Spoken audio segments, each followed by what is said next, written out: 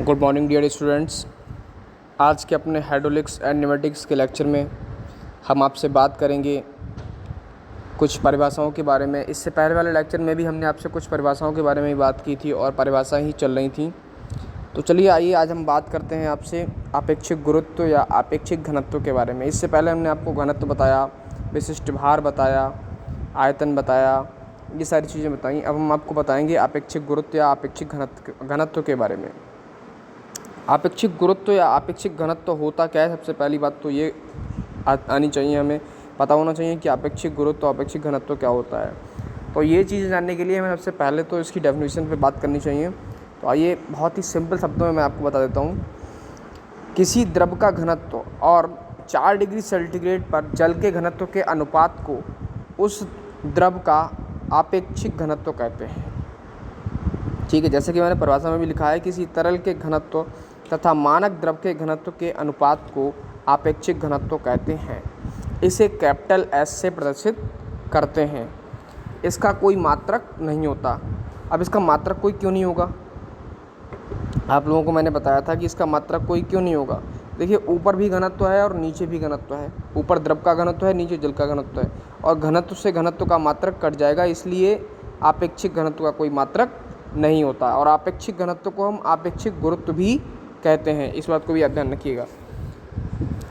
Capital S बराबर आ जाएगा रो द्रव बटे रो जल। तो रो द्रव बराबर क्या हो जाएगा? एस इंटू रो जल।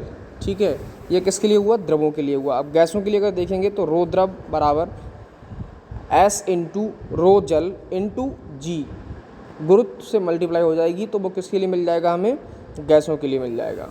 आइए अब आगे हम चलते हैं अपने इस लेक्चर में और आपसे हम बात करते हैं कुछ न्यूमेरिकल्स के बारे में, जो कि फार्मूला बेस्ड डिपेंड है, और इनमें से आपको कुछ ना कुछ टॉपिक ज़रूर मिलेगा एग्ज़ाम में।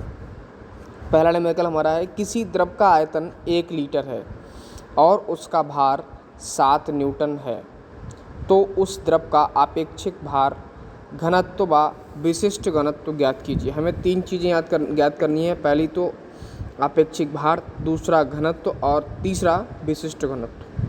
तो हमें दिया क्या हुआ है? सबसे पहले तो हम ये लिखेंगे, हमें दिया हुआ है आयतन। तो 1 लीटर आयतन दिया हुआ है। अगर हम इसको मीटर क्यूब में बदलेंगे तो हमारा निकल के क्या आ जाएगा? 1/1000 मीटर क्यूब।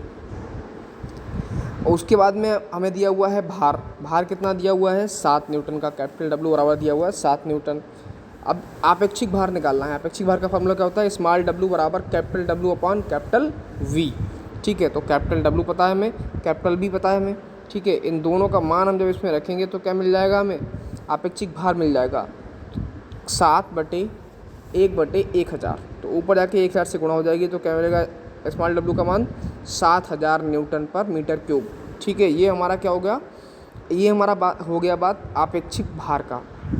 आइए अब यहाँ पे दिखाते हैं आपको हम आपेक्षिक घनत्व कैसे निकालेंगे।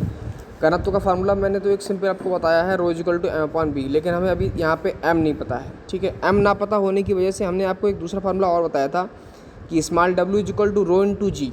हमने संबंध निकलवाया था आपका आपेक्षिक घनत्व, वो घनत्व और आपेक्षिक भार के बीच में। ठीक है, तो small w equal to rho into g हमें निकालना है रो।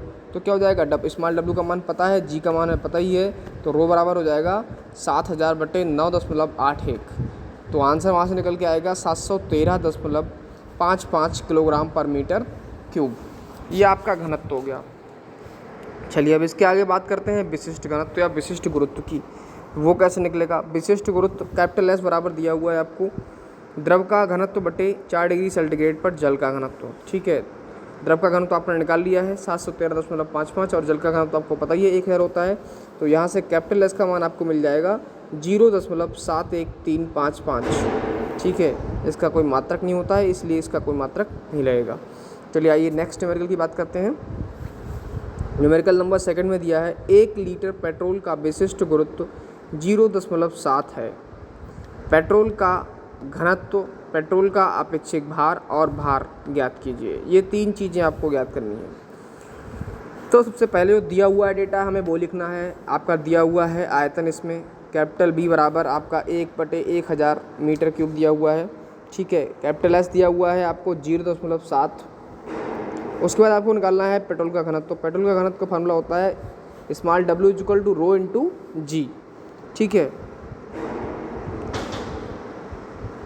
स्मॉल डब्ल्यू is equal to rho into g, या फिर दूसरा फार्मूला आपको दिया हुआ है पेट्रोल का घनत्व बराबर आपेक्षिक घनत्व गुणा जल का घनत्व। आपेक्षिक घनत्व में जल के घनत्व से गुणा कर देंगे तो आपको क्या मिल जाएगा, पेट्रोल का घनत्व मिल जाएगा। तो रो इज इक्वल टू हो जाएगा 0.7 इंटू 1000 बराबर 700 किलोग्राम पर मीटर क्यूब। उसके बाद आपको दिया हुआ है कि आपेक्षिक भार, ठीक है, आपेक्षिक भार निकालना है आपको। तो आपेक्षिक भार का फॉर्मूला मैंने बताया आपको कि स्मॉल डब्ल्यू बराबर रो इंटू जी होता है। रो आपको पता लग गया है, जी आपको पता है, तो 700 गुणा 9.81, वहाँ से आपका मान निकल के आ जाएगा 6867 न्यूटन पर मीटर क्यूब। ये मिल गया आपको अपेक्षिक भार। अब उसके बाद बात करते हैं पेट्रोल के भार की। पेट्रोल का भार कैसे निकलेगा, अपेक्षिक भार गुणा पेट्रोल का आयतन, ठीक है। Capital W is equal to small W into capital B. यहाँ ये निकल के आया है स्मॉल डब्ल्यू बराबर कैपिटल डब्ल्यू अपॉन बी के फार्मूले से, ठीक है। तो कैपिटल डब्ल्यू आपको पता है 6867 इंटू 1 अपॉन 1000, तो यहाँ से आपका निकल के आ जाएगा कैपिटल डब्ल्यू बराबर 6.867 न्यूटन, ठीक है। ये आपका इस न्यूमेरिकल का पूरा आंसर हो गया। आपने 3 चीज़ें आपसे पूछी थी इस न्यूमेरिकल में, पेट्रोल का घनत्व, पेट्रोल का अपेक्षिक भार, पेट्रोल का भार, ये 3 चीज़ें पूछी थी और ये तीनों चीज़ें मैंने आपको यहाँ पे बता दी हैं। इसके आगे के नेक्स्ट लेक्चर में हम आपसे बात करेंगे अपने नेक्स्ट न्यूमेरिकल के बारे में। देखिए, मैंने आपसे स्टार्टिंग में भी कहा था कि आप लोग कॉपी रेडी करते रहेंगे अपने साथ साथ। जिस दिन भी आप कॉलेज आएंगे या जिस दिन भी कॉलेज खुलेगा मैं आपकी कॉपी चेक करूँगा, ठीक है। तो आप अपनी कॉपी रेडी करते रहेंगे और रिवीजन के लिए ही मैं यहाँ पे अवेलेबल रहूँगा अगर क्लासें नहीं लगती हैं तो, और अगर लगती हैं तो जहाँ से सिलेबस जहाँ तक हो गया होगा उसके आगे पढ़ाऊँगा। आप ये कहें कि सर पीछे के सिलेबस को टच करते हुए चलिए, नहीं करूँगा। जब पूरा सिलेबस हो जाएगा उसके बाद ही पीछे के सिलेबस को टच करूँगा। तो आप लोग अपनी कॉपी बनाते रहिए, ठीक है, नोट्स कंप्लीट करते रहिए। Okay, thank you class.